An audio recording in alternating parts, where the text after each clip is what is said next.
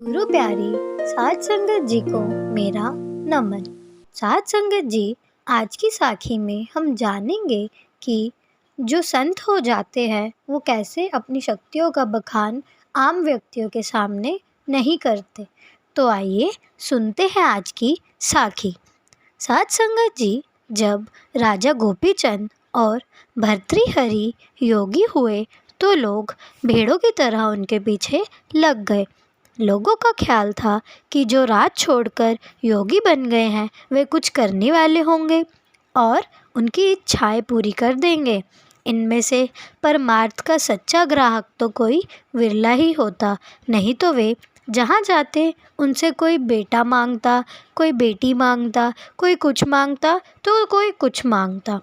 राजा गोपीचंद और भर्तृहरि के मन में कहा कि इस मान बढ़ाई को तो पहले ही छोड़कर आए हैं, यह अब फिर पीछे लग गई। यह सोचकर वे शहर से बाहर एक कुम्हार के घर में ठहर गए और भजन सिमरन करने लगे। अब जहाँ इत्र होता है, खुशबू भी आती है। पहले पड़ोसियों को खबर हुई कि यहाँ दो महात्मा आए हुए हैं। फिर औरों को पता चला। इसके बाद शहर में बात फैल गई और धीरे धीरे वहाँ के राजा के कानों तक जा पहुँची कि शहर में दो महात्मा ठहरे हुए हैं। राजा ने कहा, चलो दर्शन करें।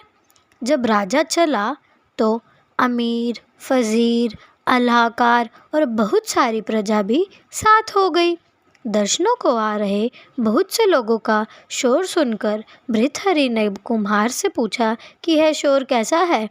उसने कहा कि राजा आपके दर्शनों को आ रहा है और साथ के प्रजा को भी ला रहे हैं। भर्तृहरि और गोपीचंद ने कहा कि यह तो बहुत बुरा हुआ। सोचने लगे कि अब क्या करें, ये मक्खियाँ किस तरह हटाई जाएं। आखिर एक उपाय मन में आया। आपस में सलाह करके चुप हो गए। इतने में राजा और प्रजा सब आ गए। जब अपनी अपनी जगह पर बैठ गए तो इंतज़ार करने लगा कि अब महात्मा आएंगे और ज्ञान वार्ता करेंगे। उधर एक महात्मा उठा और कहने लगा कि आज भिक्षा मांगने मैं जाऊंगा। दूसरे ने कहा कि कल तू गया था और भिक्षा में मिला सारा हलवा अकेले ही खा गया था। पहले ने कहा कि क्या परसों तूने मालपुए नहीं खाए थे। दूसरे ने कहा कि 4 दिन पहले तूने खीर नहीं खाई थी। एक ने डंडा पकड़ लिया, दूसरे ने फावड़ी उठा ली। आपस में लड़ने लगे। राजा ने कहा कि ये अच्छे महात्मा हैं जो खाने पर ही लड़ रहे हैं, चलो चलें। लोगों ने हंसकर तालियां बजाई और सब अपने अपने घर आ गए। उन महात्माओं ने कहा कि अब चैन मिला, मक्खियाँ उड़ गई।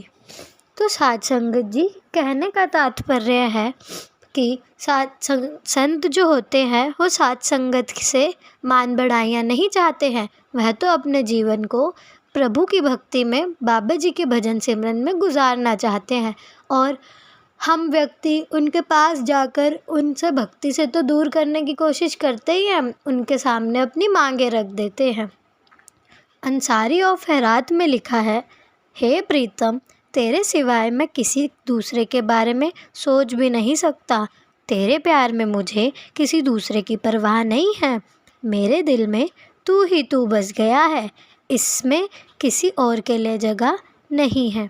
तो साध संगत जी, जो संत महात्मा हो जाते हैं उनके मन में प्रभु के अलावा और कोई नहीं होता। परमात्मा रूपी एक किरण ही उनके मन में केवल होती है। तो साध संगत जी, आज की साखी बस यहीं तक। अगर आपको साखी अच्छी लगी हो तो चैनल को सब्सक्राइब करें और साखी को लाइक करें जी। मिलते हैं आपसे एक नई साखी के साथ।